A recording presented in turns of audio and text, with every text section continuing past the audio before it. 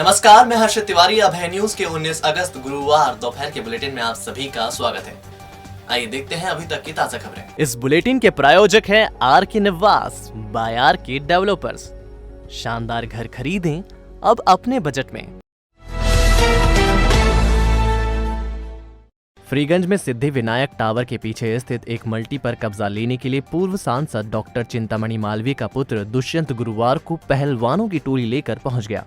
धीरज, आंजना, अनिल धर्मे, छोटू बना के साथ पहुंचे दुष्यंत ने एक पेंट दुकान के ताले और कैमरे तोड़ डाले। दुकानदार वसंत विहार निवासी आशय शर्मा ने आरोप लगाया है कि पूर्व सांसद के पुत्र दादागिरी पर उतारू हैं। पूरा मामला कोर्ट में है, अभी उनके पास स्टे है। इधर पूर्व सांसद डॉक्टर चिंतामणि मालवीय ने बताया कि उन्होंने लीगल तरीके से नंबर 1 में फवारा चौक के निवासी अशोक अग्रवाल से मल्टी खरीदी है। आशय के पिता ने अशोक अग्रवाल के पक्ष में रजिस्ट्री की थी। दरअसल मामला थोड़ा उलझन भरा है। फ्रीगंज में रहने वाले रविंद्र शर्मा ने 2016 में फुवारा चौक में रहने वाले अशोक अग्रवाल से एक डील साइन की थी। इसके मुताबिक रविंद्र शर्मा की जमीन पर अशोक अग्रवाल को मल्टी बनानी थी। 1250 स्क्वायर फीट जमीन पर मल्टी निर्माण की कॉस्ट अशोक अग्रवाल उठाएंगे और बाद में मुनाफा आपस में बांट लिया जाएगा। इस डील के बाद 2017 में रविंद्र शर्मा ने अशोक अग्रवाल की पत्नी आभा अग्रवाल के पक्ष में भवन और जमीन की रजिस्ट्री कर दी। 2019 में रविंद्र शर्मा की डेथ के बाद मामला बिगड़ गया। मल्टी में नीचे की तरफ रविंद्र वर्मा के बेटे आशय ने पेंट की दुकान खोल रखी है, जबकि उसके भाई आभास शर्मा ने फिजियोथेरेपी का ऑफिस डाल रखा है। कुछ दिन पहले ही अशोक अग्रवाल ने यह भवन 2.5 करोड़ रुपए में पूर्व सांसद डॉक्टर चिंतामणि मालवीय को बेच दिया। गुरुवार को पूर्व सांसद का पुत्र दुष्यंत मालवीय अपने साथियों के साथ दुकान और ऑफिस खाली कराने पहुंच गया। इन लोगों ने दुकान के ताले सहित परिसर में लगे कैमरे तोड़ दिए। आशय शर्मा का आरोप है कि जब कोर्ट से स्टे है तो फिर तोड़फोड़ और कब्जा क्यों किया जा रहा है। शर्मा ने माधवनगर पुलिस थाने में भी रिपोर्ट लिखानी चाहिए, लेकिन उनकी रिपोर्ट दर्ज नहीं की गई। इधर इस मामले में डॉक्टर चिंतामणि मालवीय ने अपना पक्ष रखते हुए अभय न्यूज को बताया कि उन्होंने मल्टी के वास्तविक मालिक आभा अशोक अग्रवाल से वैधानिक तरीके से मल्टी खरीदी है। इसके लिए नंबर 1 में बैंक ट्रांसफर के जरिए 2.5 करोड़ रुपए की कीमत चुकाई है। आशय एवं आभास शर्मा की नीयत खराब है। वह दुकान एवं ऑफिस खाली करना नहीं चाहते, इसलिए झूठे आरोप लगा रहे हैं। खुद दोनों भाइयों पर उनकी इंदौर में रहने वाली बुआ मीनाक्षी पुरोहित ने केस दर्ज कर रखा है। यह भवन हमारा जो है पुश्तैनी है और इस पर कंस्ट्रक्शन करने के लिए हमारे एक बिजनेस पार्टनर था अशोक अग्रवाल निवासी फवारा चौक। उसने सिक्योरिटी के तौर पर है ना इस भवन की रजिस्ट्री मेरे पापा के द्वारा कराई थी, ठीक है, और कि लेन देन वापस होकर हमें रजिस्ट्री वापस कर देगा, जो कि उसने। और इस बीच मेरे पापा का जब देहांत हो गया तो उन्होंने रजिस्ट्री वापस करने से पैसे लेने के बावजूद भी रजिस्ट्री हमें वापस नहीं करी। अभी इस बीच में हमने उनके खिलाफ़ कोर्ट में केस लगाया। इसमें हमारी बुआ जी का भी हक है, तो बुआ जी ने भी इस पर केस लगाया और कोर्ट से 1 साल हो गया करीब केस चलते और कोर्ट से स्टे ऑर्डर है। पूर्व सांसद और वर्तमान प्रदेश अध्यक्ष एवं उपाध्यक्ष चिंतामणि मालवीय जी जो हैं, उनके लोग, उनके सुपुत्र भी यहाँ पर थे दोनों, और उनके साथ में 25-30 लोग थे जो हथियारबंद थे। हम लोग यहाँ आए, हमने बताया कि स्टे ऑर्डर है, स्टे ऑर्डर की कॉपी दिखा, स्टे ऑर्डर की कॉपी उन्होंने फाड़ दी और मेरे बड़े भैया के साथ में हाथापाई करी है। और इस बात की कोई शिकायत आप लोगों ने पुलिस? हाँ, हमने थाने पर दिया है। वो उन्होंने अभी बोला कि डॉक्यूमेंट चेक करके बोले हम बताएंगे। हमारी कोई सुनवाई नहीं हुई है कहीं भी, और हम यही चाहते हैं कि हमारी सुनवाई की जाए और हमें न्याय मिले। और कोई भी हो, हम हो या पूर्व सांसद चिंतामणि मालवीय हो, कोर्ट से बड़ा तो कोई भी नहीं है। हाँ, इसमें शिकायत प्राप्त हुई थी कि कुछ लोगों द्वारा एक मल्टी पर अवैध कब्जा किया जा रहा है, तो इसमें दोनों पक्षों को जो है थाने बुलवाया गया था और सभी के दस्तावेज चेक किए हैं। तो जो इसमें आपत्ति करता है शर्मा जी, अभय शर्मा, आभास शर्मा, तो उनके द्वारा, उनकी सहमति पे उनके पिताजी द्वारा ये जो मल्टी है ये बिक्री कर दी गई थी अशोक अग्रवाल जी की पत्नी को, आभा अग्रवाल को, और उनके द्वारा ये जो मल्टी है चिंतामणि मालवीय जी को बिक्री की गई है। इसकी रजिस्ट्री भी संपादित की जा चुकी है। तो जो अभी जो आपत्ति कर रहे हैं, इनके नाम पे भी कुछ भी नहीं है, ना ही इनके द्वारा कोई दस्तावेज प्रस्तुत किए हैं। हाँ, नहीं, सीसीटीवी इस तरह के कोई प्राप्त नहीं हुए हैं, और इसमें यदि उनके साथ कोई मारपीट या अभद्रता हुई है तो इसकी प्रत्यक्ष जांच की जाएगी। भारतीय जनता पार्टी शामगढ़ मंडल की युवा मोर्चा अध्यक्ष विमल राठौड़ की टीआई ताल द्वारा की गई पिटाई के विरोध में पूरा परिवार धरने पर बैठ गया है। राठौड़ की पत्नी ने टीआई पर कार्रवाई नहीं होने तक धरना देने का ऐलान किया है। दरअसल विमल राठौड़ सोमवार को ताल के पास स्थित मनुनिया महादेव मंदिर दर्शन के लिए आए थे। इस दौरान वाहन निकालने की बात पर ताल थाना प्रभारी अमित सरास्वत से उनकी बहस हुई थी।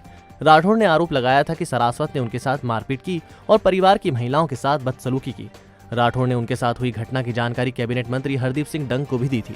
शिकायत करने के एक सप्ताह बाद भी थाना प्रभारी पर कार्रवाई नहीं होने से नाराज राठौड़ की पत्नी सपना राठौड़ परिवार के साथ ताल थाने के बाहर धरने पर बैठ गई। सपना ने पति और परिवार के साथ हुए खराब सलूक की शिकायत एसपी रतलाम से भी की है। सपना ने ऐलान कर दिया है कि जब तक थाना प्रभारी पर कार्रवाई नहीं हो जाती वह धरना समाप्त नहीं करेंगे। धीरे धीरे अपनी कार निकाल रहा था, वहाँ के स्थानीय लोग मदद कर रहे थे गाड़ी निकालने में। सामने से ताल थाने के थाना प्रभारी अमित जी आए, उन्होंने मेरे को रुकवाया और मेरे को बोलते हैं पैदल नहीं आ सकते हो क्या। मैंने कहा सर मैं जब आया जब ये स्थिति नहीं थी, अभी जा रहा हूँ जब ये स्थिति है। मुझे बोलते हैं कि आप जैसे हमें थाने से उठ के आना पड़ता है और आप परेशान होना पड़ता है। जब मैंने उनको बोला मैंने आप तमीज़ से बात करिए, तो मेरे चाटे की रख दी और मेरी गला पकड़ लिया और गले पे ये निशान यहाँ क्लियर आ रहे हैं। मेरे साथ में परिवार था, पापा मम्मी भाभी मिसेस वगैरह सारे ही थे। उन्होंने पीछे से बोला कि सर चाटे की क्यों मार रहे हो, मारपीट क्यों कर रहे हो। तो उनको भी गाली गलौज करने लगा, माँ बहन की गाली देने लगा और उनको बोलता है कि तुम्हें जहाँ शिकायत करनी है कर दो, मेरा कोई कुछ नहीं बिगाड़ सकता। सर ने बोला तुम जैसे हम लोगों को यहाँ पर थाना छोड़कर आना पड़ता है। जब सर से हमने कहा कि सर आप थोड़ी तमीज़ से बात करिए, तो सर ने हमारे साथ मारपीट करी, मेरे हस्बैंड के साथ में उन्हें थप्पड़ मारा। जब मैंने इस चीज़ का विरोध करा कि सर आप मारपीट क्यों करते हैं, जो भी बात करनी है आप फेस टू फेस करिए ना, तो सर ने मेरे साथ भी बदतमीजी करी है, गलत भाषा का उपयोग करा है, जिसमें हमारा पूरा परिवार था। उस चीज़ के लिए हमने एसपी कार्यालय आवेदन दिया था रतलाम में, वहाँ से हमें कोई, इसलिए आज मैं यहाँ धरना पे बैठी हूँ। मनुनिया महादेव दर्शन के लिए अभी कुछ दिन पहले विमल राठौर और उनकी पत्नी और परिवार आए थे। उनके द्वारा एक आवेदन दिया गया एसपी साहब को। मेरे द्वारा बात की गई थी कि वहाँ थाना प्रभारी ताल द्वारा कोई उनसे बदतमीज़ी की गई है। तो उस संबंध में आवेदन ये लोग एसपी ऑफिस में देकर आए थे, जिस पर एसपी साहब ने तुरंत संज्ञान लेकर जांच मुझे सौंपी थी और उसी समय उसी दिनांक को मेरे द्वारा जो आवेदक हैं उनसे फ़ोन पर चर्चा की गई और लगभग हर दिन चर्चा की गई कि आप कथन देने हेतु उपस्थित हो जाएं, अपनी वाइफ को लेकर आपका जो भी समस्या है हमें बताएं आके। ग्रेसिम के केमिकल डिवीजन की भूमि की जांच राजस्व विभाग ने शुरू कर दी है। दरअसल रेलवे सलाहकार समिति के पूर्व सदस्य अभिषेक चौरसिया ने शिकायत की थी कि केमिकल डिवीजन की जमीन पहले कृषि भूमि थी और जमीन का डायवर्जन कराए बगैर ही कारखाना खोल दिया गया। शिकायत मिलने के बाद एसडीएम ने तहसीलदार को जांच का आदेश दिया है। साथ ही हिदायत दी है कि राजस्व निरीक्षक एवं पटवारियों का दल बनाकर पूरी जाँच की जाए। एसडीएम आशुतोष गोस्वामी ने बताया कि ग्रेसिम केमिकल डिवीजन की जमीन का डायवर्जन नहीं कराने की जानकारी मिली है। इस आधार पर जांच कराई जा रही है। तहसीलदार से जांच कर उनका अभिमत जमीन के बारे में मांगा है। रसोई गैस के दाम फिर बढ़ गए हैं। उज्जैन में सिलेंडर के लिए ग्राहकों को अब 894 रुपए 50 पैसे की जगह 919 रुपए 50 पैसे चुकाने होंगे। उज्जैन में रोजाना 6000 घरेलू सिलेंडरों की खपत होती है। इस हिसाब से हर दिन 1.5 लाख रुपए का फटका आम आदमी को लगेगा। महीने में यह आंकड़ा 44 लाख रुपए हो जाएगा। हालांकि सरकार ने कमर्शियल सिलेंडर के दाम 5 रुपए कम किए हैं। हालांकि पेट्रोल डीजल के साथ रसोई गैस की बढ़ती कीमतों ने आम आदमी का बजट गड़बड़ा दिया है, खासकर किचन का।